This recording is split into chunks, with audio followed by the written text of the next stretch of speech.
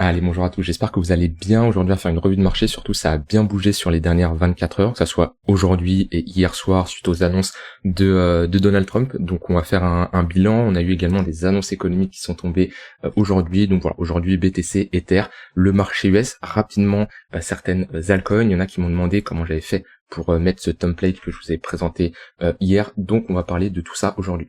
Je vous rappelle qu'il vous reste maintenant 48 heures pour profiter des 200 € offerts sur le programme Devenir Trader. Donc si vous voulez profiter de l'offre, c'est vraiment le dernier moment. Au vu de la volatilité du marché, au vu de l'année 2025, comment elle commence, c'est le meilleur moment de se former, de se préparer, d'avoir une stratégie, d'être bon en analyse technique et de maîtriser tout ce qui entoure le trading pour avoir de meilleurs résultats.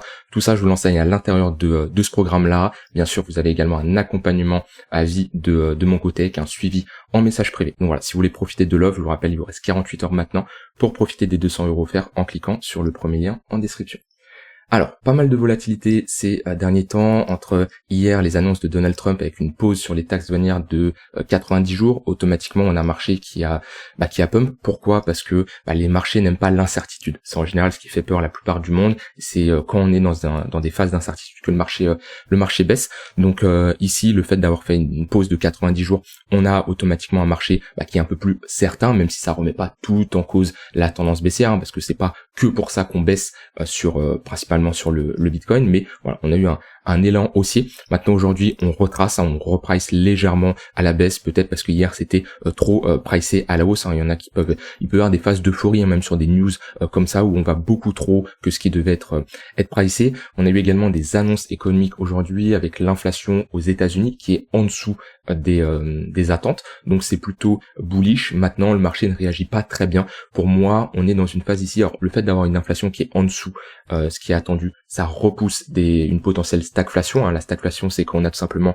une économie qui baisse avec une inflation qui monte. Donc c'est là où c'est compliqué, parce que ajuster le curseur sur les taux d'intérêt, c'est très compliqué et c'est une période qui arrive très rarement, mais pourtant c'est une période qui est très dangereuse pour les marchés. Le fait d'avoir comme ça de l'inflation qui baisse, c'est plutôt encourageant. Maintenant, on voit que le marché ne l'apprécie pas tant que ça. Pour moi, le marché a beaucoup plus les yeux drivés sur les taxes douanières de Donald Trump plutôt que sur ses annonces économiques. On aura bien sûr ici la prochaine décision FOMC de Jérôme Powell dans 27 jours qui, elle, bien sûr, aura un impact, mais d'ici là, on aura le temps d'en reparler.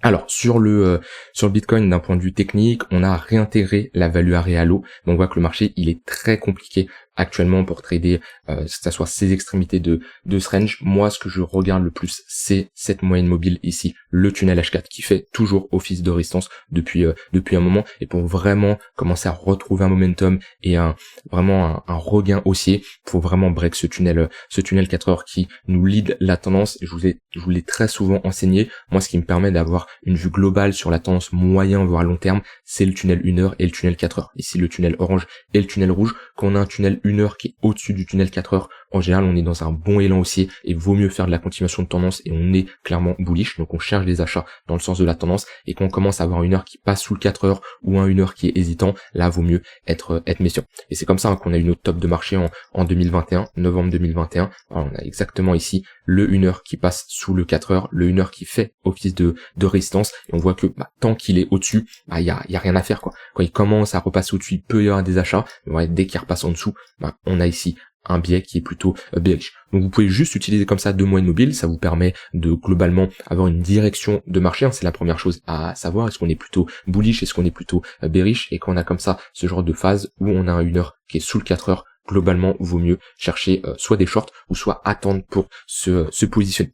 D'ailleurs, on m'a posé des questions hier, parce que je dis que je suis bear, mais en même temps, je commence à prendre des longues. Oui, ça a pas changé, ça je voulais toujours dire. Moi, je reste bearish tant qu'on ne reparvient pas à passer au-dessus des 95 000 ici. Donc, j'ai un biais bear. Maintenant, sur du spot long terme, je commence à me repositionner, que ça soit sur BTC, Ether, je vous avais dit Solana également, hyper liquide. On a été bien bas, j'ai pu rentrer sur 10, 11, 12 $ et on a bien pump. Donc voilà, parce que c'est les 4 cryptos que j'estime intéressantes. Je suis toujours bear, mais j'estime avec le cash que j'ai mis de côté et les positions que j'ai pu clôturer en janvier et février, j'ai du cash à disposition et j'estime que mes ordres en mode épuisette sont bien placés. Donc c'est pour ça que oui, je suis bear, mais j'ai des premiers ordres qui ont été exécutés. Maintenant, j'ai toujours pas mal de cash de côté qui est prêt à être rentré sur le marché en fonction de ce que le marché va me proposer. Maintenant, je souhaite pas me précipiter. Beaucoup hier, j'ai vu, il y avait un peu de FOMO quand même lorsqu'on a pump. Bon, on fait un plus 10%, plus 13 sur Ether, plus 7 sur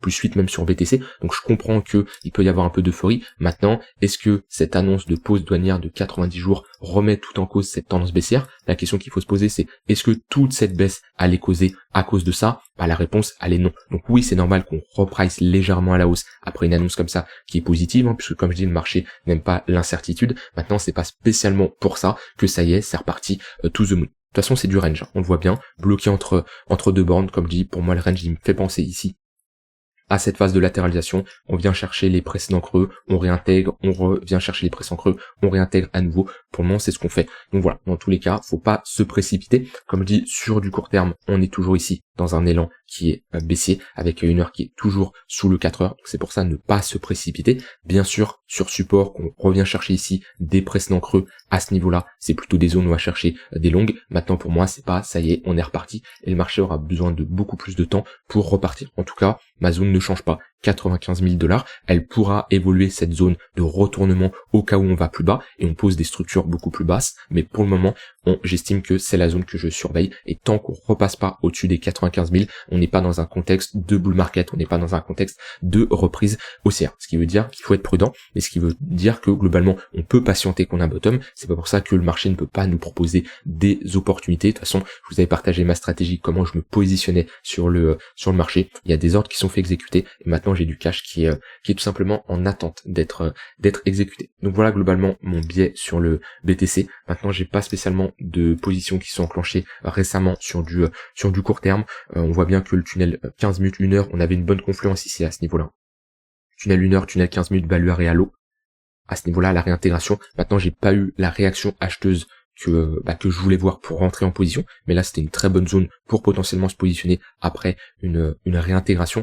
Dans le fait de repasser sous ce niveau-là, voilà, idéalement il faudrait repasser au-dessus pour chercher des longues. Moi c'est la zone que je vous ai dit, 81 000 $, 81 500 $, cette confluence là, on a un gros niveau. Quand on évolue en dessous, vaut mieux chercher des shorts si on a des pullbacks pour revisiter ces creux là, et si on repasse au-dessus, vaut mieux chercher des longues pour revisiter le poke, voire l'extrémité haute. C'est comme ça que je vois le marché actuellement, et comme je dis, mon biais ne change pas. Tant qu'on est dans une dynamique qui est baissière, on a plus de chances de revenir chercher ce creux-là que d'aller chercher ce sommet-là. Voilà, de mon côté sur le BTC. Avant de passer aux altcoins, rapidement Ether. Alors j'ai fait ce dashboard là, vous avez été beaucoup à me demander comment le récupérer. C'est tout simplement un indicateur que j'ai créé très rapidement avec ChatGPT qui me permet tout simplement de mettre ici différentes cryptos. Et de voir la performance sur une autre par rapport à d'autres cryptos. Donc vous voyez ici c'est très simple, j'ai mis Ether, je l'ai activé face au BTC. J'ai fait ça sur plusieurs cryptos. Alors là on a une charte, là on a deux charts et ensuite sur chaque charte j'ai mis 3 fois l'indicateur, ce qui me permet sur du multi-chart comme ça 8 d'en avoir beaucoup plus et d'avoir une bonne visualisation globale. D'ailleurs c'est un indicateur que vous pouvez récupérer, je vous mets le lien en description si vous voulez. Vous avez juste ici à faire ajouter à vos favoris, vous allez le retrouver dans vos indicateurs et j'ai fait ici une vidéo de présentation comment vous pouvez le mettre, comment le custom un peu de la même manière que moi je l'ai fait de mon côté. Donc voilà, si ça vous intéresse, je vous mets ici le lien en description, mais c'est intéressant parce que ça nous permet d'avoir une bonne visualisation et de voir après le pump qu'on a eu, quelle crypto superforme bien le BTC, parce que je vous rappelle, quand on trade la tendance, si on se positionne sur les altcoins, c'est pour faire mieux que le Bitcoin, donc automatiquement on va pas chercher à se positionner sur une altcoin qui fait moins bien ou qui n'a pas un fort momentum ou un fort élan aussi. Donc on voit certaines cryptos qui résistent un peu mieux, par exemple Ether se fait déchirer, Solana se fait déchirer, alors par exemple du Hyperliquid c'est plutôt pas mal, du XRP c'est également encourageant, BNB là sur les dernières heures c'est plutôt pas mal, donc ça permet simplement de prendre de meilleures décisions. C'est comme ce dashboard là, celui-là. C'est comme ce dashboard là qui me permet de trier les altcoins fortes en daily, weekly, monthly. Alors altcoins fortes ou altcoins faibles en fonction de leur sous-performance. Et ça me permet tout simplement de prendre de meilleures décisions. Ça m'évite d'aller checker altcoin par altcoin, de voir leur performance. Et j'ai globalement une vue globale, hein. Tout ça c'est des outils et c'est pas ça qui me dit de rentrer en position ou non, mais c'est tout simplement de l'information, c'est de la data qui me permet après moi de mon côté d'être plus performant. Donc voilà, c'est un outil que vous me verrez utiliser dans chacune de mes vidéos. Au niveau d'Ether, Ether qui a très bien pump hier, qui retrace la plus grosse majorité de son pump. Maintenant, il est revenu chercher son tunnel 1 heure, hein. C'est pour ça, hier, on pump super, on prend un plus 13%, c'est très bien, sauf que faut toujours dézoomer et voir d'où on vient. Et on voit que sur les 3 derniers jours, on avait pris ici un moins 22%, que si je me mets en weekly sur les 3-4 dernières semaines, ici, on a pris un moins 34%. Donc c'est tout à fait normal sur des pics comme ça de volatilité, d'avoir des rebonds plus importants. C'est pour ça qu'on met ici des moyennes mobiles, ça nous permet tout simplement de filtrer cette volatilité où on peut tout simplement être biaisé en regardant juste la performance, sauf que quand on met des moyennes mobiles, on voit bien qu'on est revenu chercher le tunnel 1 heure qui fait toujours office de résistance depuis un moment. Donc c'est normal d'avoir des pumps, dites-vous, automatiquement les rebonds sont proportionnels aux baisses qu'on a eues auparavant. Donc voilà, rien de surprenant là-dessus, on reste dans une tendance baissière. Pour moi, Ether reste sous-évalué, hein. C'est pour ça que je vous l'ai pas caché ici, c'est une zone qui m'intéresse de mon côté. Maintenant il y a une partie du cash que j'attends à mettre au cas où on a un bottom et des signaux plus encourageants. Vaut mieux patienter qu'on a comme ça ce genre de structure qui est cassée, il y a très peu de chances qu'on fasse ça, et même si on réintègre, vaut mieux rentrer plus haut et avoir de plus grosses convictions d'être sur un bottom, d'être dans le sens de la tendance, que de se positionner n'importe comment sur un couteau qui tombe. Moi alors je me positionne légèrement sur un couteau qui tombe avec des ordres en mode épuisette, mais c'est une très faible partie de mon exposition que je souhaite mettre sur Ethereum. Maintenant, pour la continuation de tendance, toujours dans une dynamique qui est baissière, il y en a beaucoup qui crient à la reprise. Moi, clairement, j'utilise ces 2 moyennes mobiles, un tunnel 1 heure, tunnel 4 heures, quitte à rentrer plus haut. Je préfère rentrer légèrement plus haut, mais avoir de plus grandes chances d'être dans une tendance haussière, d'être dans un élan qui me permettra de ne pas immobiliser mon capital trop rapidement. Et là, moi, ces moyennes mobiles-là me montrent qu'on est toujours dans une dynamique qui est baissière. Et voilà, ces moyennes mobiles permettent de filtrer le bruit, hein. Quand tout le monde parle de reprise, de ça y est, c'est reparti, on regarde les moyennes mobiles, on est juste sur des rebonds, c'est comme si qu'on était ici. Alors oui, on peut avoir un rebond court terme et des opportunités sur du court terme, hein. Je dis pas le contraire, hein. Quelqu'un qui scalpe, qui fait de l'intraday, même du swing, hein, un plus 20%, c'est une très bonne performance. Maintenant là, je parle pour du long terme, on n'a aucun signe de reprise. Et on est dans un range, hein. Ici, si je parle sur du court terme, on est globalement dans un range précédé par une dynamique baissière, donc on a plus de chances de break par le bas et de continuer dans le sens de la tendance initiale. Maintenant, trading de range classique, hein, value area low en dessous, des opportunités pour long, poke, bonne zone pour prendre des profits, c'est le milieu de range. En général, c'est compliqué de se positionner sur le milieu de range, et notre value area high ici, au niveau du tunnel 1 heure, c'est une bonne zone pour prendre des shorts. Si on commence à break le range par le haut et qu'on break le tunnel 1 heure, la prochaine zone, ça sera les 1008. Ici, 1800, on a une bonne confluence entre ce précédent niveau de support qui est censé faire office de résistance maintenant et le tunnel 4 heures qui sera dans les prochaines heures, prochains jours, aligné avec cette zone de confluence. Si on regarde les points pivots, on a un point pivot weekly à 1846, on a un autre point pivot weekly à 1700, et ici on a un point pivot monthly à 1533$. On a parfaitement posé le bottom au niveau des 1420, au niveau de ce point pivot weekly. Donc voilà, en tout cas, BTC Ether, vous avez toujours mon avis, je reste baissier, même si j'ai des ordres qui sont exécutés sur du long terme. Globalement, mon biais court-moyen terme reste baissier, jusqu'à preuve du contraire, et on peut être baissier et commencer à s'exposer doucement. Je vous rappelle, la plupart des gens, ils font la même erreur, c'est-à-dire qu'ils cherchent à se positionner sur le point le plus bas ici, et à vendre sur le point le plus haut. Ce qui fait que la majorité des gens ratent les mouvements, ils commencent à se positionner ici et ici, pour vendre au final, qu'on revient à ce niveau-là, voire en perte, parce qu'ils n'ont pas respecté leur plan. Voilà, c'est une erreur assez classique, hein, que je vous avais d'ailleurs présenté il y a très très longtemps. Voilà, celle-ci, je vous invite à regarder cette vidéo qui va vous montrer pourquoi la majorité des gens font des erreurs et se retrouvent bloqués. Votre but, c'est pas spécialement de rentrer là et vendre là, votre but c'est de rentrer ici et de vendre ici, voire ici. Et là, vous avez déjà un comportement beaucoup plus professionnel, parce qu'à vouloir choper le bottom, comme la majorité de gens qui ont voulu le faire quand on était ici, ça fait que les gens se retrouvent de côté, le marché part sans eux, et au final ils sont pas dans dans le bon sens. Et comme je dis, hein, c'est jamais tout blanc tout noir, c'est pas 100% ou 0% d'exposition. On a tout simplement une balance cash crypto qui évolue. C'est pas toujours je suis 100% exposé ou je suis 100% cash. On peut prendre des profits, on peut re-rentrer, mais c'est une balance qui évolue en fonction de nos convictions et en fonction de l'analyse qu'on a auprès du marché. Mais beaucoup de gens vendent tout ou achètent tout d'un coup. Non, c'est une balance qu'on peut, bien sûr, un curseur d'exposition en fonction de comment évolue le marché. Comme je vous avais dit, moi actuellement, je suis plutôt dans du 55-45, donc 55% crypto, 45% cash. Comme je dis, j'ai des ordres qui ont été exécutés, j'étais à 50-50, donc je suis légèrement remonté. Au niveau du S&P, bon, je vous avais parlé comme qu'on pouvait avoir un rebond au vu de la baisse. On a break ce niveau-là et validé cette pattern en W. Maintenant, attention, c'est beaucoup trop tôt pour parler de bottom. C'est-à-dire qu'on regarde pas une structure en 1 heure ou en 4 heures pour inverser ici une structure daily, voire même une structure weekly. Non, alors bien sûr, c'est toujours proportionnel à l'unité de temps, c'est-à-dire qu'une structure en 1 heure, ça va avoir ses répercussions sur du court terme, comme on a eu ici, comme on a eu également à ce niveau-là. Maintenant, la dynamique pareil de fond reste baissière. On le voit bien, on est revenu chercher presque le tunnel H4. Globalement, on reste dans une trend qui est baissière. Comme je dis, au vu du contexte, au vu du break qu'on a eu ici, j'ai du mal à voir un marché repartir d'un coup. Quand on break comme ça des structures aussi importantes, le marché a besoin de souffler, le marché a besoin de respirer, de latéraliser pendant quelques semaines, quelques mois pour pourquoi pas repartir. Maintenant pour moi le marché reste assez surévalué, ça me surprendrait pas de range en monthly pendant quelques mois, voire peut-être pendant 1 ou 2 ans, à voir bien sûr en fonction des annonces économiques, de comment ça se passe. Mais c'est vrai que re-rentrer dans une phase comme on a eu 2021 jusqu'à 2023, ça me surprendrait pas, moi, de mon côté. Mais c'est pas pour ça qu'il y aura pas d'opportunité ou pas d'opportunité également sur les cryptos. Mais dites-vous qu'on a quand même un S&P qui a pris très rapidement ici, moins 16%, moins 17%. Qu'on regarde, c'était à partir du 26 mars, qu'on regarde le Bitcoin, ce qu'il a fait à partir de ce moment-là, 26 mars là. Moi je trouve que c'est plutôt encourageant, c'est-à-dire qu'on n'a pas non plus énormément pris cher. Alors oui, parce qu'on a fortement corrigé avant, c'est un fait, mais je trouve que les cryptos restent résilientes. Maintenant il y en a qui sont défoncés, Ether et d'autres cryptos, mais du côté du BTC, ça reste là-dessus encourageant.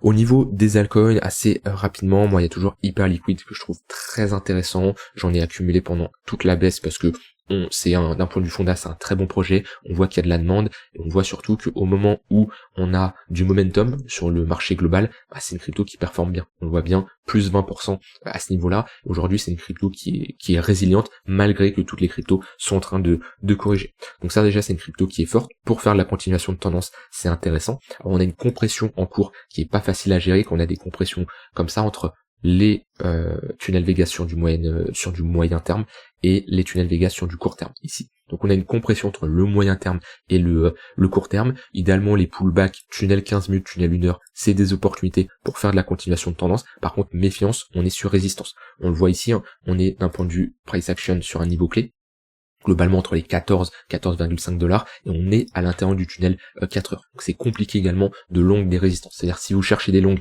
au niveau du tunnel 15 minutes, c'est rapidement pour prendre des profits par la suite. Ou alors vous anticipez la cassure, vous pouvez prendre avoir ici TP partiel et ensuite anticiper la cassure avec une autre partie de votre exposition, mais sécuriser bien avant parce que c'est compliqué d'anticiper la cassure d'une résistance. Par contre, si Hype commence à break son tunnel 4 heures, déjà le fait d'avoir réintégré ce niveau-là, c'est pas mal. Ici, je peux prendre un Fibo.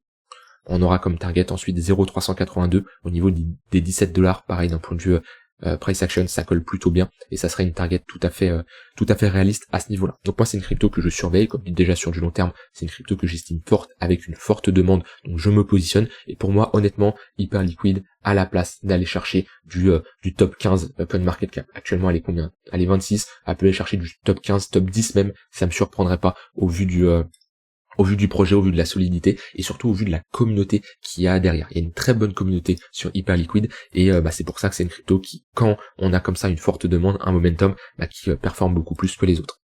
On a Bera hier qui a fait une mèche assez hallucinante sur Binance. On voit qu'on est passé ici de 4 $ à 8 $, on a pratiquement fait un x2. Alors c'est vraiment ici sur du court terme. Ça a été très vite ravalé. Il y a eu peut-être eu un problème de liquidité à ce niveau-là. Je sais pas si ça le fait sur d'autres exchanges, on va regarder ça, c'est juste Binance ou pas. Ouais, vous voyez, là il y a eu un problème de liquidité sur Binance, soit quelqu'un qui a buy market avec un ordre trop important et qui a littéralement cassé le carnet d'ordre, hein, parce que si on a une grosse institution qui arrive, qui buy market avec des montants assez énormes au point d'impacter le carnet d'ordre, voilà ce que ça fait. On le voit sur les autres exchanges, on n'a pas du tout eu ça. Donc là, c'est un problème de liquidité qu'il y a eu sur Binance. Ce qui fait qu'il y a des gens qui ont réussi à vendre à 7-8 $. Comme il y a des gens qui ont potentiellement acheté également aussi haut et qui se sont retrouvés ensuite avec un moins 50%. Bon, après, il y a des stratégies d'arbitrage entre les différents exchanges via des algorithmes, donc automatiquement, c'est très rare qu'on reste aussi haut. C'est-à-dire qu'il y a des stratégies d'arbitrage entre, par exemple, Binance et un autre exchange de l'anomalie qu'on a en cours. C'est rare qu'on reste sur des niveaux aussi hauts. Donc, je vais faire également une analyse de Bera parce qu'on me l'avait demandé et on terminera avec ça. D'un point de vue technique, c'est pas terrible, vu qu'on est passé quand même sous le niveau des 5 $. On était dans une phase de latéralisation, on a perdu ce niveau, donc tant qu'on réintègre pas ce niveau-là, globalement plutôt bearish. On le voit bien, de toute façon, les moyennes mobiles sont orientés à la baisse. Donc plusieurs scénarios. Alors, déjà sur du court terme, vaut mieux chercher des shorts pour accompagner cette tendance à la baisse. Soit on a une réintégration, et là on aurait déjà un signal qui serait plutôt encourageant. Sinon pour moi la meilleure chose c'est d'attendre une pattern de retournement en daily, voire même en weekly, parce qu'on est sur une crypto qui est jeune. Le fonda peut être intéressant, c'est vrai. Maintenant, moi personnellement, je préfère attendre une pattern. Quand on a une charte qui est beaucoup trop jaune, déjà de base, vous voyez, hyper liquide, je me positionne, c'est assez tôt d'un point de vue technique. En général, j'attends 1 an, voire 2 ans de charte pour commencer à me positionner. Hyper liquide, c'est différent parce que pour moi, j'estime le fonda, il est très très intéressant. Mais là, sur ce genre de charte, moi, je préfère avoir une meilleure évolution de prix avant de me positionner. On va faire quelque chose comme ça. Ça peut être à ce niveau-là, ça peut être plus haut, plus bas, peu importe, mais avoir une zone qui me montre que la demande est supérieure à l'offre. Voilà, rien d'autre à ajouter de mon côté, j'ai dit tout ce que j'avais envie de dire, restez prudent dans ces phases de forte volatilité, il y a des opportunités sur du court terme, mais il faut bien les exploiter. Je vous rappelle, si vous voulez vous former, il vous reste 48 heures pour profiter de l'offre. Si vous avez des questions, vous pouvez me contacter en cliquant ici et en m'envoyant un message, je vous répondrai assez rapidement.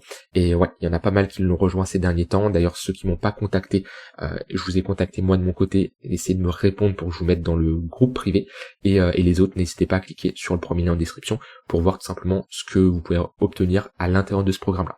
Je vous souhaite une très bonne fin de journée et je vous dis à demain pour une prochaine vidéo. Bye bye.